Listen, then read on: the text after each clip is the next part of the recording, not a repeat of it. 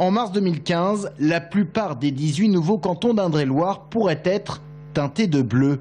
Un raz-de-marée à droite, beaucoup l'attendent, et certains pensent déjà à ce que l'on appelle le troisième tour, l'élection du président de l'instance départementale. Je suis candidat à la candidature, c'est vrai, avec d'autres, j'imagine, et puis on choisira celui qui emporte la mise. J'ai été d'un côté de la barrière et de l'autre.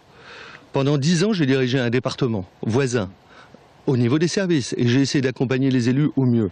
Pendant 10 ans, j'ai été directeur de cabinet au conseil régional. Jean-Yves Couteau déclarait, d'autres pressentis, à commencer par l'UMP Jean-Gérard Pommier.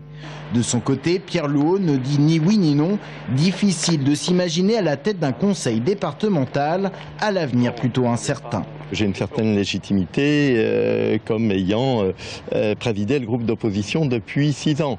Alors après, tout ça va se discuter. Travaillons d'abord à une liste de rassemblement UMP-UDI et ensuite, lorsque nous aurons trouvé tous ces candidats, ensemble, on essaiera de définir qui tire cette liste. Première étape, on tire la liste pour être potentiellement président et ensuite, après les élections, on élira le président. Mais la première étape s'annonce plutôt ardue, car cette vague bleue annoncée aiguise les appétits à l'UDI comme à l'UMP, avec un risque d'embouteillage dans certains cantons, comme à Tours, où plusieurs adjoints de la ville se disputent la même place. Sans compter que la fusion des cantons pose également la question des sortants, comme dans le sud du département, où UMP et UDI vont devoir s'entendre.